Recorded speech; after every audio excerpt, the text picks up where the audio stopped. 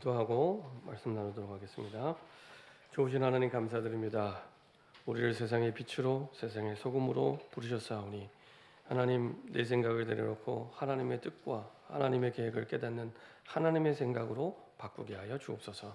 그래서 하나님의 완전한 계획 속에 완전한 응답을 누리는 증인으로 흑암과 혼돈의 연장 속에 복음의 빛이 비추어지는 증인 되게 하여 주옵소서. 하나님 우리의 생각, 마음, 영혼 속에 우리도 모르게 우리의 생각을 강하게 붙잡고 가게 만드는 모든 불신앙과 흑암이 권세 있는 주 예수 그리스도의 능력의 이름으로 완전히 결박받고 떠나가게 하시고 우리를 통해 복음의 빛이 비춰질 수 있도록 나는 사라지고 그리스도의 언약만을 붙잡은 우리의 생각이 되게 하여 주옵소서. 감사드리며 주 예수 그리스도의 이름으로 기도합니다. 아멘. 우리 주화에 있는 분들과 인사하겠습니다. 예수님은 그리스도이십니다. 우리 한 번 더 인사드리겠습니다. 나는 세상의 빛입니다. 우리 한 번 더 인사하겠습니다. 오늘 제목을 가지고 인사하겠습니다. 하나님의 생각으로 바꾸라. 네, 그 신앙생활을 하다 보면은 오랫동안 응답을 못 받고 응답을 누리지 못하고 살아가는 많은 분들을 보게 됩니다. 왜 나는 응답이 없지? 매주 예배드리고 매주 기도하고 하는데 왜 나에게는 응답이 없을까라고 말씀하시는 분들이 계십니다. 그러면 한 가지만 확인하시면 됩니다. 한 가지만 과연 내 생각이 하나님의 생각과 맞는가? 그것만 확인하시면 됩니다. 이렇게 뭐 복잡하게 생각 안 하셔도 됩니다. 내 생각이 하나님의 생각과 맞는가? 내 마음이 그런데 다 보면 내 마음 이렇게 하잖아요. 내 마음. 그래서 내 마음에 내키지 않으면 안 해요. 내 마음에 내키면 하잖아요. 근데 그 마음이 하나님의 마음인가? 그것만 확인하시면 됩니다. 네. 복잡하게 다른 거 확인 안 하셔도 됩니다. 내 생각이 하나님의 생각인가? 내 마음이 우리는 마음 가는 대로 살잖아요. 마음 가는 대로 행동하고 마음이 가면 쉬워져요. 그렇죠? 그래서 아이들이 밤새도록 게임하고 피곤한데도 또 하고 싶은 거예요. 좋으니까. 내 마음이 좋으니까. 그렇죠? 근데 그 마음이 하나님이 주시는 마음인가? 그것만 확인하면 됩니다. 그렇죠? 하나님 우리를 세상의 빛으로 부르셨는데 우리가 세상의 빛인데 빛인 줄 모르고 살아가게 되죠. 그러면 우리가 정말로 세상을 살릴 소방관으로 부름받았는데 소방관의 정체성을 잃어버리고 불을 끄지 않은 것과 같습니다. 그럼 그 축복이 언제 우리에게 시작이 됩니까? 우리 인생 모든 문제에 대한 답은 그리스도구나 라고 내가 답을 가질 때, 내 인생의 모든 문제에 대한 답은 그리스도구나 라고 가지게 될 때, 그때부터 시작이 됩니다. 그러면 똑같은 삶을 똑같은 지역에 똑같은 직장에 다니는데 보이는 게 달라지고 들리는 게 달라집니다. 보이는 게 달라지고 들리는 게 달라집니다. 토요학교에서 이제 아이들이 전도자로 커야 되니까 우리 후대가 전도자가 되는 게 가장 복된 인생이고 가장 하나님이 원하는 인생이기 때문에 그 전도자로서 가장 기본적인 복음을 전할 수 있는 부분을 가르칩니다. 그래서 아이들에게 이렇게 가르칩니다. 5손가락을 기억해. 5손가락. 기억하기 쉽게. 너희가 정확하게 복음 전할 수 있어. 하면서 첫 번째 손가락은 원래 인간이야. 원래 인간이라는 걸 모르면 내가 죄인이라는 것도 내가 하나님을 떠난 것도 모르게 되는 겁니다. 하나님이 우리를 만들었을 때 처음에 원래 인간, 하나님과 함께 할 때만 행복하도록, 이게 기준입니다. 이게 진짜 기준이 되면 내가 하나님과 함께 안 하는데 예배가 안 되고 기도가 안 되는데 나에게 너무 즐겁고 행복하다, 완전 비정상입니다. 그렇죠? 이만큼 기준이 중요합니다. 이 기준이 없으면 내가 하나님을 떠나 있고 예배가 안 되고 기도가 안 되는데 너무 즐겁고 좋은 게 좋은 것처럼, 너무 즐겁고 좋은 게 복음인 것처럼 이렇게 깨달아지게 됩니다. 원래 인간입니다. 원래 인간은 하나님이 처음 지으실 때부터 하나님과 함께 할 때만 행복하도록, 그때 근본적인 행복, 외부의 조건과 상관없는 행복, 그렇죠? 그런 행복을 누리는 존재로 인간을 만드신 겁니다. 이게 창세기 1장 27절, 28절입니다. 두 번째, 문제가 생겼어요. 문제의 원인. 우리는 문제의 원인을 이 사람, 이 문제 이렇게 되는 게 그게 문제가 아니고 문제의 원인은 사단에게 속아 죄를 짓고 하나님을 떠난 겁니다. 하나님 말씀 창세기 3장 1절부터 6절. 이게 문제의 원인입니다. 이 사람이 나쁘기 이전에 이 문제가 일어나기 이전에 하나님을 떠났기 때문에 하나님을 떠난 삶과 생활이 불행을 가져다 주는 겁니다. 문제가 불행을 가져다 주는 게 아니고 나를 힘들게 하는 이 사람이 나를 불행을 가져다 주는 게 아니고 하나님을 떠난 생활이 불행을 가져다 주는 겁니다. 그게 문제의 원인입니다. 그 원인이 됐으니까 결과가 나와야 되잖아요. 그 결과 마귀 자녀로 일평생 종노릇하며 에베소서 2장 1절부터 7절의 삶을 살아가게 돼요. 영은 죽었고 이 세상 풍속을 따라 살고 공중권세 잡은 자에 잡혀서 본질상 진노의 자녀로 살아가게 됩니다. 결과. 이제 원인도 나왔고 결과가 나왔으니까 답이 나와야겠죠. 해답. 우리가 해결할 수 없는 줄 아시고 하나님 편에서 길을 열어주신 겁니다. 요한복음 14장 6절.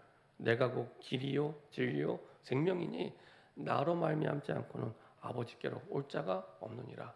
하나님이 우리에게 이 문제의 원인과 결과를 끝낼 수 있는 다른 길을 주신 적이 없습니다. 다른 길이 없습니다. 다른 길이 없습니다. 문제의 종류는 달라도 다른 길은 없습니다. 길은 달라지지 않습니다. 길은 하나입니다. 성경이 말씀하시는 길은 하나입니다. 그래서 이 땅에 직접 오셨는데 그분이 그리스도로 오신 예수님입니다. 누구든지 예수님을 그리스도로 믿으면 구원을 받고 모든 문제가 끝나게 됩니다. 그리고 다섯 번째, 이 사실을 내 거가 돼야 구원이 되고 문제가 끝나지 않아요. 내 거가 돼야. 그래서 영접하는 겁니다. 그렇죠? 요한복음 1장 12절. 영접하는 자 곧 그 이름을 믿는 자들에게, 교회 다니는 자가 다 구원받는 게 아니고요. 예배드리는 자가 다 구원받는 게 아니고요. 믿는 자, 예수의 이름을 믿는 자가 구원을 받는 겁니다. 그래서 믿는 자들에게 하나님의 자녀가 되는 권세를 줬으니. 그래서 아이들에게 5손가락만 기억하면 돼. 이렇게 얘기를 합니다. 그래서 원래 인간, 문제의 원인이 어딘가 결과, 그리고 해답, 그리고 이게 내 거가 되어야 되니까요. 영접. 그러면 누구를 만나든지 그 사람의 운명을 바꿔줄 수 있습니다. 어떤 문제를 만나든지 그 문제를 끝낼 수 있습니다. 이것이 체험되면서 진짜 그리스도가 내 인생 문제의 답이구나 이렇게 깨달아지게 됩니다. 그때부터 전도는 내가 하는 게 아니라 보여주고 들려지는 게 바뀌니 말하게 돼요. 그렇죠? 사도행전 4장 20절에 있는 말씀대로 초대교회 증인들은 분명히 그렇게 고백합니다. 우리가 보고 들은 것을 말하지 아니할 수 없다. 나 억지로 애써서 전도하는 게 아닙니다. 내가 본 거예요. 내 인생 문제가 해결되는 걸 본 거예요. 답을 얻은 거예요. 그러니 너도 그게 문제가 아니야. 오늘 네가 내 얘기를 잘 들으면 오늘 너의 인생의 문제 끝낼 수 있어. 네 운명이 바뀔 수 있어. 그렇죠? 이게 복음입니다. 그렇죠? 그 복음을 하나님이 우리에게 주셨습니다. 그래서 인생 모든 문제에 대한 답이 그리스도가 될 때 내 인생이 복음의 세상에 빛을 비추는 인생 캠프가 시작이 되고 내 현장에 전도 캠프가 시작됩니다. 그러니까 전도는 하는 게 아니라 되어지는 거죠. 그렇죠? 내가 하려고 애쓰는 게 아니라 말할 수밖에 없어요. 답을 얻고 나니까. 말을 안 하는 게 힘든 상태가 된 겁니다. 그래서 얘기해 주게 돼요. 그리고 내 인생의 더 중요한 캠프. 이것이 매일 날마다 지속되게 하는 그 축복. 이것이요. 혼자 있을 때. 혼자 있을 때 내가 하나님과 어떤 관계를 가지고 있는가. 그 속에 모든 비밀이 있습니다. 혼자 있을 때 아무도 몰라요. 혼자 있을 때 뭐 하세요? 그게 나예요. 아침에 오늘 눈 떠서 가장 먼저 무슨 일 했습니까? 그게 나고 나를 결정하게 됩니다. 그렇죠? 가장 먼저 내가 주님을 바라보면 그 속에서 내 인생이 움직여지고 가게 되는데 가장 먼저 내가 염려를 하고 걱정하면 그 속에 또 하루를 살아가게 되는 겁니다. 그렇죠? 혼자 있을 때 아무도 몰라요. 하나님과 나만 합니다. 혼자 있을 때 아침에 눈을 뜬 그때 그렇죠? 그때 내 인생의 가장 중요한 그 캠프가 진행되는 시간표입니다. 자, 이때 자연스럽게 이 여정 속에 바뀌는 게 있습니다. 뭐가 바뀌냐?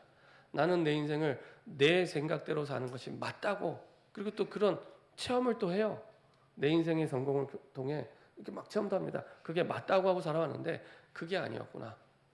할 수만 있다면 하나님의 생각대로 사는 것이 사실은 이 완전한 응답이요, 완전한 축복이구나 깨닫게 됩니다. 그래서 내 계획이 아닌 하나님의 계획대로, 내 생각이 아닌 하나님의 뜻대로, 그렇죠?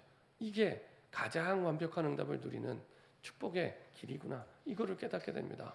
그렇죠? 오늘 그 주인공이 한나입니다. 한나가 그 응답의 주역으로, 증인으로 서게 되는 장면이죠. 왜 그러냐? 우리는 복음이 아닌 다른 것으로 삶이 세팅되어 있습니다. 어렸을 때부터 내가 보고 싶은 것만 보고, 내가 갖고 싶은 것만 갖고, 내 마음대로, 내 뜻대로 내가 계획을 세워서 살아와서요.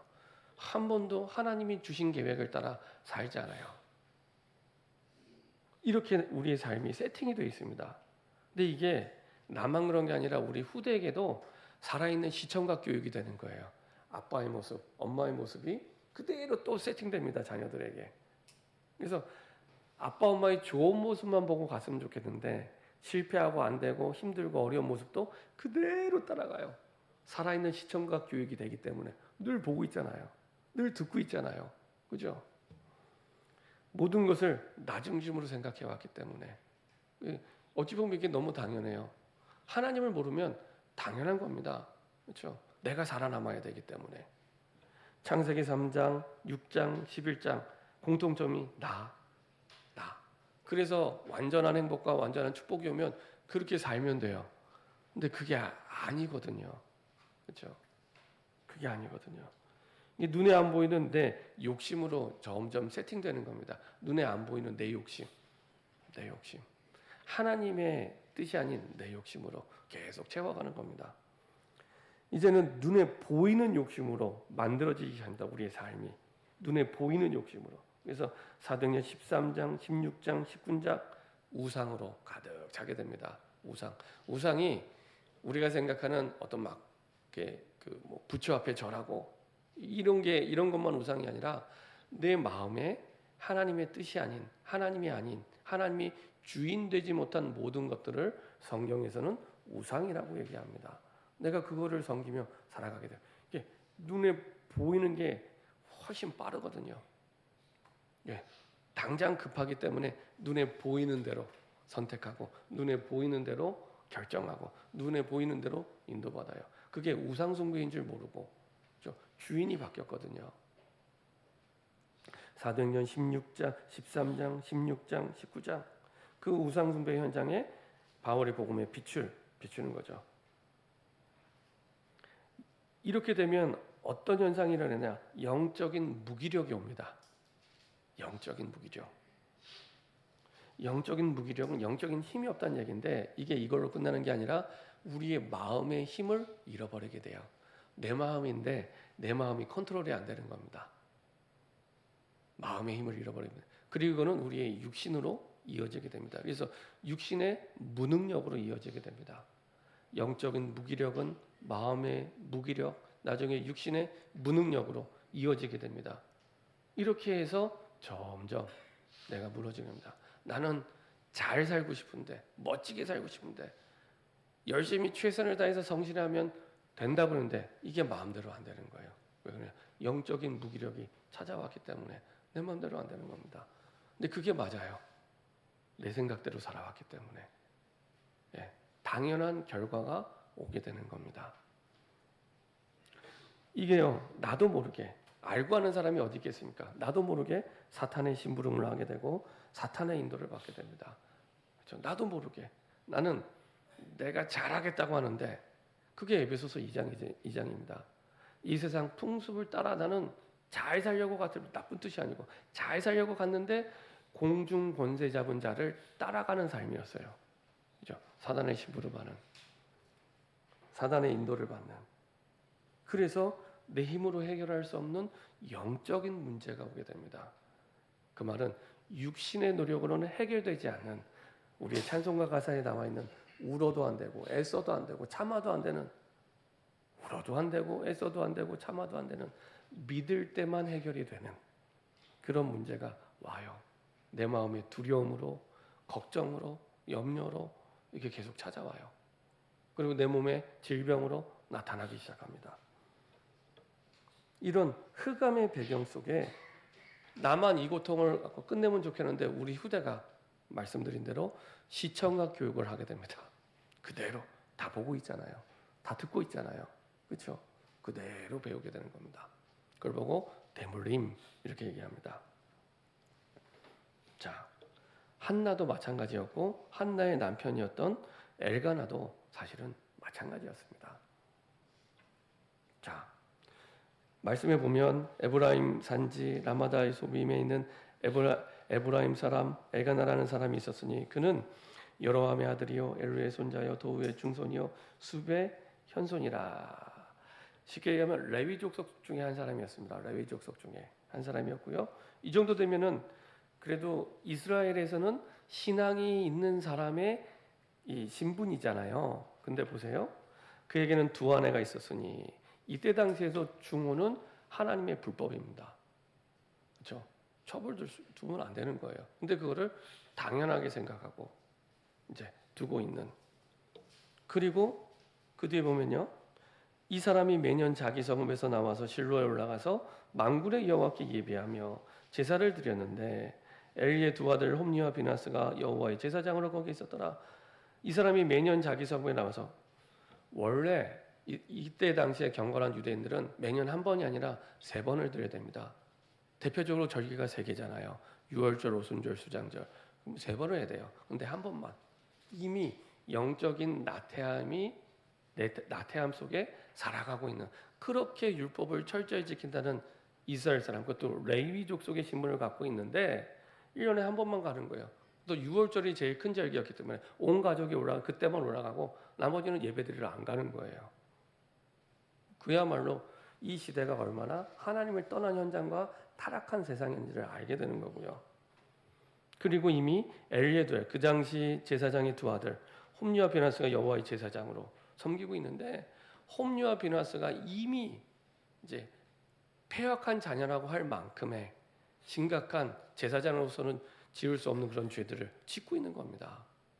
이미 그러니까 이 시대가 이렇게 악한 시대인데, 중요한 건 한나는 어디에 빠져 있냐? 내 문제, 내 고민, 내가 지금 자녀가 없어서, 내가 지금 너무 억울해서, 너무 분통해서 거기 빠져 있는 거예요. 그도 그럴 것이 6절에 보면 여호와께서 그에게 임신하지 못하게 하심으로 그의 적수인, 그렇죠? 아니 같이 사는 사람인데 적수라고 표현할 만큼 이 분인나가요 날마다 이게 약 올리고 화나게 하고 격분시킨 겁니다. 적수인 분인나가 그를 심히 격분하게 하여 괴롭게 하더라. 이 당시에 그 이스라엘 사람이 임신을 못하면, 아이를 낳지 못하면 하나님의 은총을 받지 못한 사람이라고 여겨질 때입니다. 아, 이 사람은 하나님의 은총을 받지 못한 사람이다. 애를 못 낳으면. 그러니까 이 한나 입장에서는 얼마나 이것 때문에 심각하게 고민하고 걱정하고 버림받은 사람처럼 이렇게 생각을 하는 거예요. 또 그걸 노리고 분인나는 계속 공격하는 겁니다. 야, 너는 하나님의 진노받은 사람이야. 너는 저주받은 사람이야.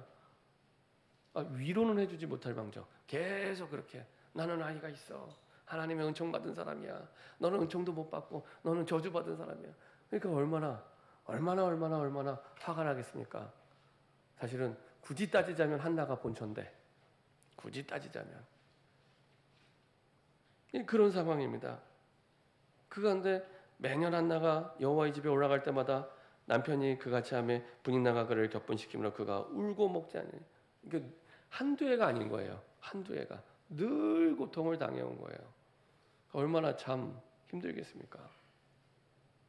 근데 여전히 한나는 내가 아이가 없어서 이 고생을 당하고, 아이가 없어서 이 비천함을 당하게 되고, 아이가 없어서 이런 억울한 이 상황이 되고, 이것만 생각하는 겁니다. 현실적으로는 맞는데 하나님의 뜻과는 안 맞아요. 그렇죠?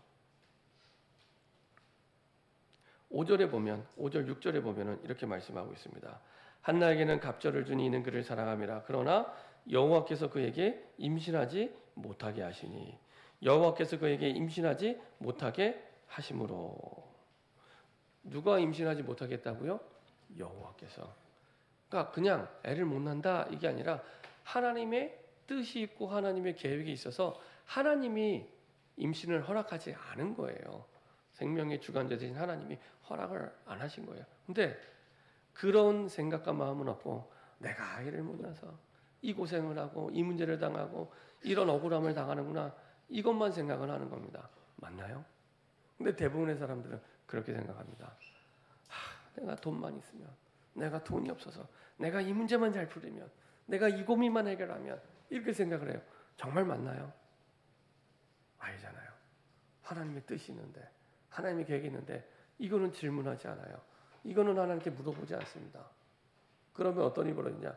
그 문제가 해결되는 것처럼 보이다가 다른 모양의 문제가 또 오면 또 고민하고 또 낙심하고 문제의 모양만 바뀌면서 평생 바뀌면서 계속 오는 거예요. 평생 그 문제를 만날 때마다 한나처럼 고백을 하고 얘기하게 됩니다. 내가 이 문제만 해결되면. 근데 진짜 해결이 돼도 또 고민하고 또 염려해요. 하나님이 준 계획을 발견하지 못했기 때문에. 그래서 문제를 해결하는 게 답이 아니에요. 하나님의 계획이 무엇인지를 깨닫는 게 답이지 문제가 해결되고 해결되지 않는 그게 답이 아닌 거예요. 자, 드디어 한나가 응답을 받습니다. 그 응답을 받는 과정은 너무 간단해요. 돈이 많이 드는 것도 아니고 시간이 많이 걸리는 것도 아니라 내 생각에서 하나님의 생각으로 바꿨을 뿐인데 내 생각에서 하나님 생각으로 바꿨을 뿐인데 완전한 응답을 누리게 됩니다. 기도 응답이 없었던 이유도 그거였죠. 내 생각을 계속하고 있었던 거예요. 하나님 생각이 아니고 하나님께 안 물어봐요. 내 문제만 잡혀서 내 문제만 고민하고 그것만 생각하지 하나님 생각을 물어보지 않은 겁니다. 나의 생각에서 하나님의 생각으로 바꾸면 응답이 시작됩니다. 오랫동안 응답이 없던 한나는 어느 날 하나님의 생각을 하게 된 겁니다. 자, 보세요. 9절부터 11절까지 같이 합독하겠습니다. 그들이 실로에서 먹고 마신 후에 한나가 일어나니 그때 제사장의 엘리는 여호와의 전 문설주 곁 의자에 앉아 있었더라. 한나가 마음이 괴로워서 여호와께 기도하고 통곡하며 서원하여 이르되 만군의 여호와여 만일 주의 여종의 고통을 돌보시고 나를 기억하사 주의 여종을 잊지 아니하시고 주의 여종에게 아들을 주시면 내가 그의 평생의 그를 여호와께 드리고 삭도를 그의 머리에 대지 아니하겠나이다. 이 말은 이 내 자녀를 나시는 일로 드리겠다는 겁니다. 하나님이 원하시는 건 이거였어요. 네 자식이 아니라 네 자식 정도가 아니라 네 자녀가 이 시대를 살리는 한 나라와 민족과 세계를 살리는 나시린으로 축복받기를 원하신 겁니다. 나시린으로. 근데 이 하나는 내 자녀 문제, 내 자녀 고민, 그리고 내 문제 이것만 생각해요. 그게 아니라 그 시대를 보라는 거예요. 그 시대를. 엘가나의 상황, 그리고 그 시대 이스라엘 민족의 종교를 책임진 제사장의 상황, 완전히 사사기 시대를 반복할 정도로 어둠에 덮여 있는 현장인데 그거는 다 잊어버리고 내 문제, 내 고민, 내 생각 여기에 잡혀서 삶이 늘 끌려가니 늘 통곡하고 늘 고민하고 늘 낙심하고 문제가 해결되는데 또 다른 모양으로 또 문제가 나타나고 이게 반복이 되는 겁니다. 근데 한나가 제대로 생각을 하는지 내 생각을 내놓고 하나님이 뭐라고 말씀하시지, 하나님이 원하시는 게 뭔지, 하나님이 기뻐하시는 게 뭔지 그걸 붙잡은 거예요. 하나님은 나신인을 원한 겁니다. 네 자녀 태어나게 하는 거 그거 문제 아니야. 근데 네 자녀가 진짜 이 시대를 바라보고 이 시대를 살리는 나신이 되기를 원하는 겁니다. 그렇죠? 우리 자녀에게 원하시는 게 하나님 그겁니다. 내 자녀가 겨우 먹고 살고 직장 다니는 그 정도가 아니라 이 시대를 살리는 나시린의 축복을 누리길 하나님이 원하시는 겁니다. 그렇죠? 그 축복 속에 하나님이 우리에게 믿음을 주셨고 우리 자녀를 주신 겁니다. 나시린. 이게 하나님의 계획이었고요. 이것을 알고 엘리가 축복하죠. 나시린의 정확한 언약을 붙잡게 됩니다. 하나님이 거기에 응답을 주셨고요. 그리고 아들 사무엘의 아들의 이름을 사무엘이라고 짓습니다. 사무엘이라는 그 이름의 뜻은 하나님이 들으셨다, 하나님이 기도에 응답하셨다, 이런 뜻이에요. 그러니까 아들이 그냥 어느 날 내가 그냥 여느 집의 아이처럼 그냥 아이가 태어난 게 아니라 하나님의 응답으로 받았다는 겁니다. 그렇죠? 거기에 대한 확신을 갖고 이름을 지은 거죠. 옛날 고대 이스라엘 사람들의 이름은 단순한 호칭이 아니었고요. 이 사람들의 이름은 한 사람의 존재적 본질을 담고 있는 겁니다. 그러니까 이 한나가 사무엘의 응답을 받고 그 한나의 영적 상태가 이 이름에 딱 이제 담겨지게 된 거죠. 그리고 사무엘 역시도 평생 그 응답의 주역으로 살아가게 됩니다. 자, 사도행전 그 1장 10절 11절에 있는 상태는 마음이 괴롭고 통곡하고 고통스러운 이런 거였는데요. 이제 응답을 받고 나서 어떻게 바뀌게 되냐? 18절입니다. 18절. 1장 18절입니다. 같이 합독하도록 하겠습니다. 이르되 당신의 여종이 당신께 은혜 입기를 원하이다 하고 가서 먹고 얼굴에 다시는 근심빛이 없더라. 아직 사무엘이 태어나기 전인데 이미 확신을 갖게 됩니다. 하나님이 주신 답을 확신하게 됩니다. 그래서 가서 먹고 얼굴에 다시는 근심빛이 없더라. 그리고 이 믿음대로 사무엘을 얻게 됩니다. 그래서 예배가 중요하고 기도의 자리가 중요한 거예요. 그때 내가 바꿀 수 없는 내 생각, 내가 바꿀 수 없는 내 마음이 하나님의 말씀으로 말미암아 바뀌어지게 됩니다. 하나님의 말씀으로 말미암아. 자, 이것은 단순히 한 사람이 태어난 그 정도가 아니고요. 블레셋에게 잡혀서 고통당하는 그 시대를 살리는 하나님의 준비였습니다. 이스라엘 백성 이때 사사기 350년뿐만 아니라 그 이후에도 성경을 보면 가장 많은 고통을 주는 주변 민족이 블레셋이었어요. 그래서 끊임없이 블레셋이 와서 공격하고 뺏어가고 이스라엘을 망가뜨리고 무너뜨리기 위해서. 그래서 늘 이스라엘 백성 마음에는 이 블레셋만 없으면 우리가 살만할 텐데, 이 블레셋만 없으면 우리가 행복할 텐데, 그게 아닌데 나중에 사무엘상 17장 우리 사무엘상 7장에 보면은 우리가 이스라엘 백성이 그 생각이 틀렸다는 게 나와요. 블레셋이 문제가 아니라 너희 마음의 우상을 제하고 버리고 하나님께 예배를 드려라, 이 얘기를 합니다. 블레셋이 문제가 아니라 똑같아요. 한나는 애를 못 낳는 게 문제라고 생각했는데 현실적인 문제는 맞아요. 그게 문제가 아니라는 게 아닙니다. 근데 그 문제가 근본이 아니란 겁니다. 그것을 하나님이 허락하셨는데 거기에 하나님의 숨은 계획이 있는데 그걸 놓치면 응답을 받을 수가 없는 거예요. 응답을 받을 수가 없는 거예요.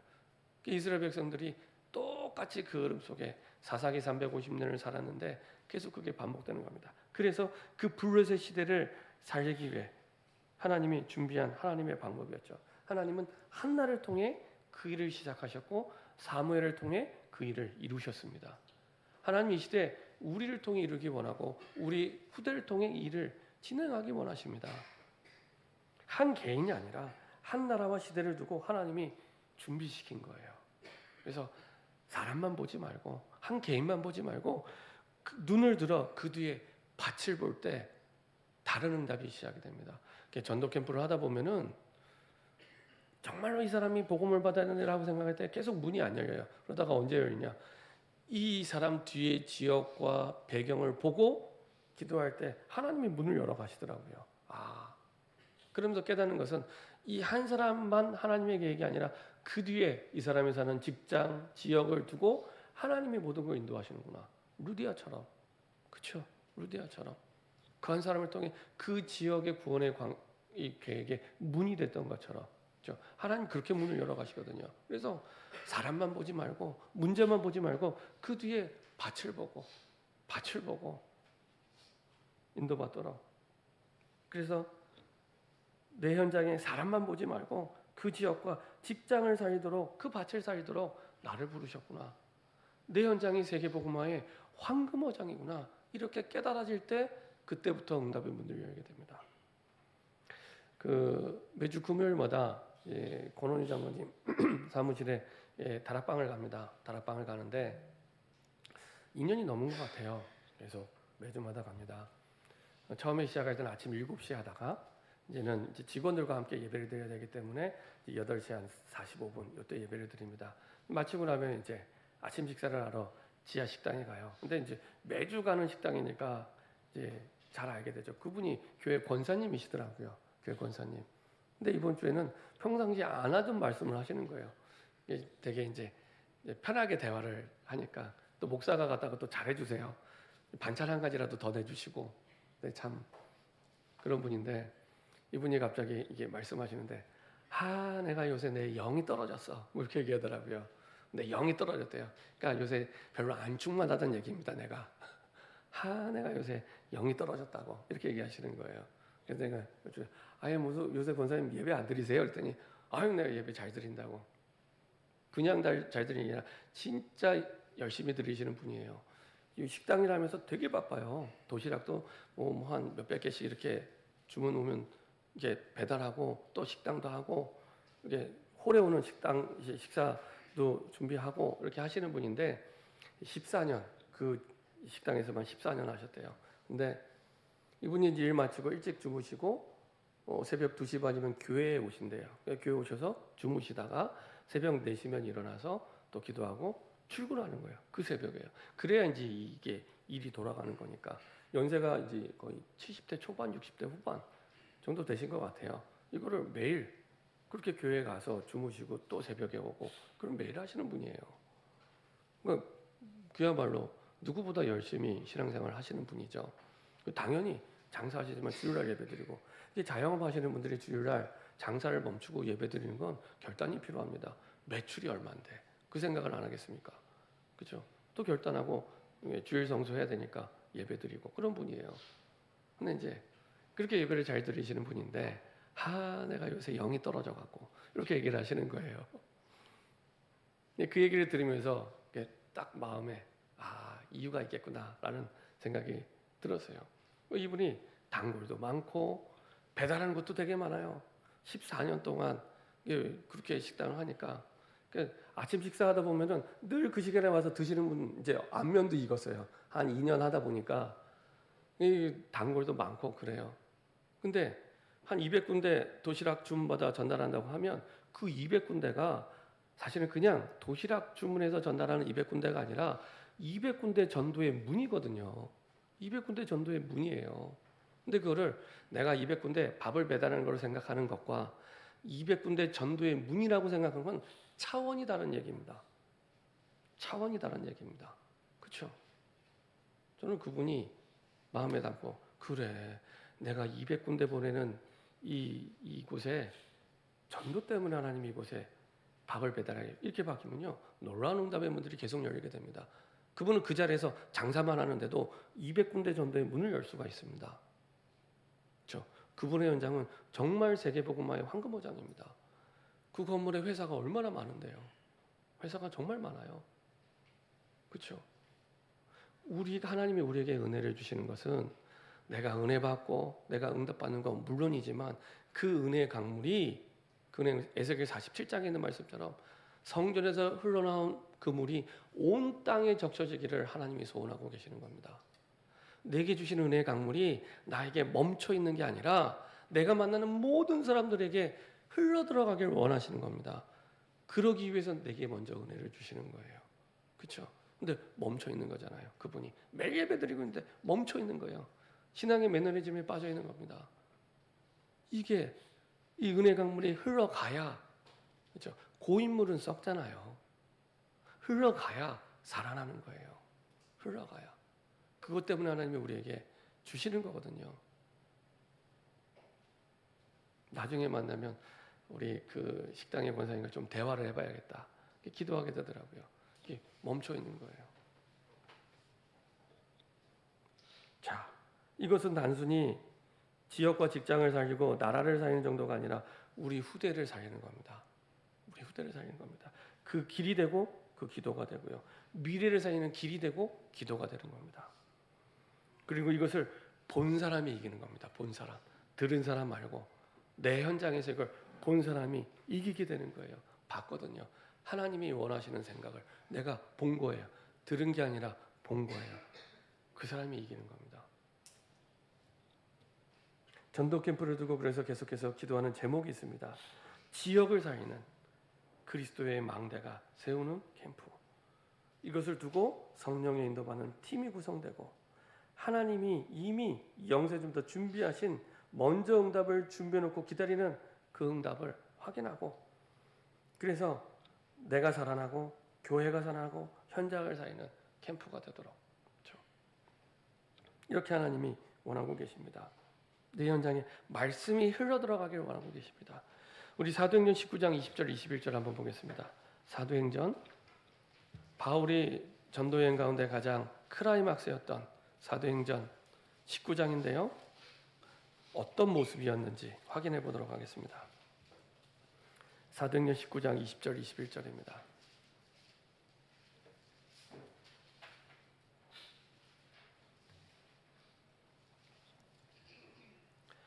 사도행전 19장 20절 21절 같이 한 목소리 합독하겠습니다. 이와 같이 주의 말씀이 힘이 있어 흥왕하여 세력을 얻으니라.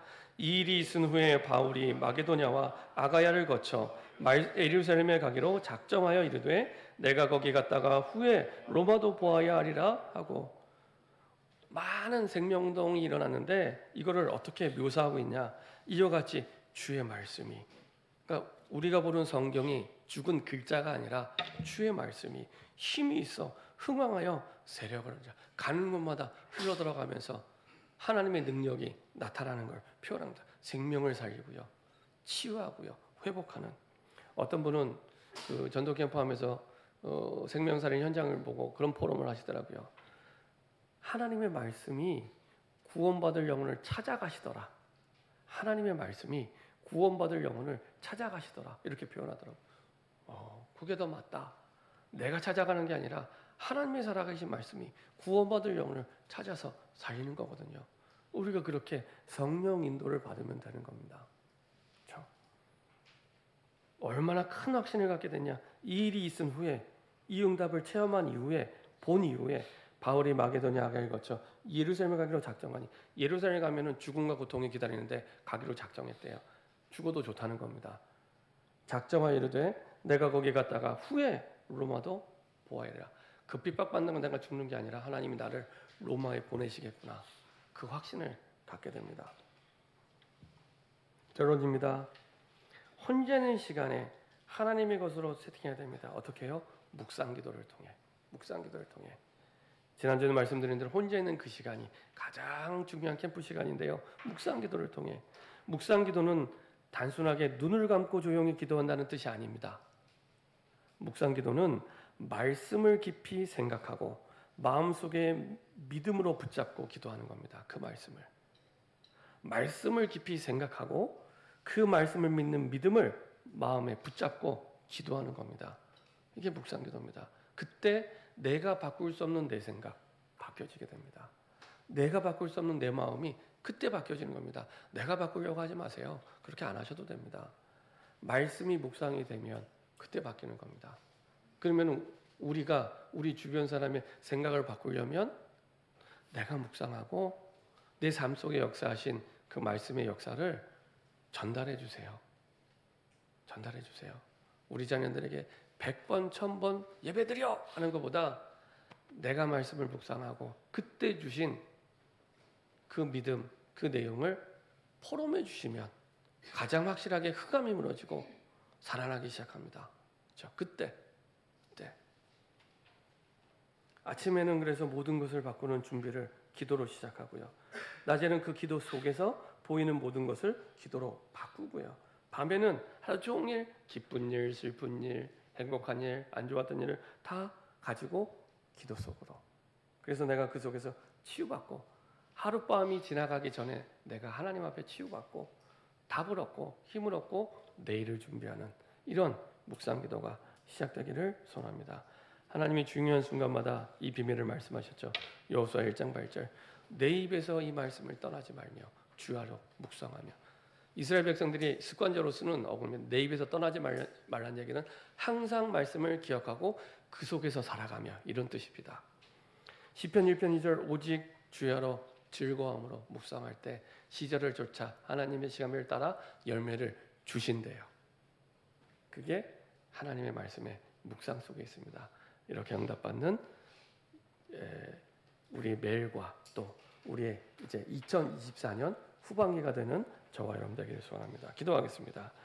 하나님, 이제 내 생각을 내려놓고 하나님의 생각으로 바꾸게 하여 주옵소서. 불완전한 내 생각이 아니라 완벽한 하나님의 생각 속으로, 불완전한 내 계획이 아니라 완전한 하나님의 계획 속으로 들어가는 새로운 시작이 되게 하여 주옵소서. 우리는 우리의 생각을 바꿀 수 없습니다. 하나님, 말씀을 묵상할 때 바꿀 수 없는 내 생각을 바꾸시고 아버지 하나님, 그 생각 속에 우리에게 믿음을 더하여 주옵소서. 감사드리며 주 예수 그리스도의 이름으로 기도합니다. 아멘.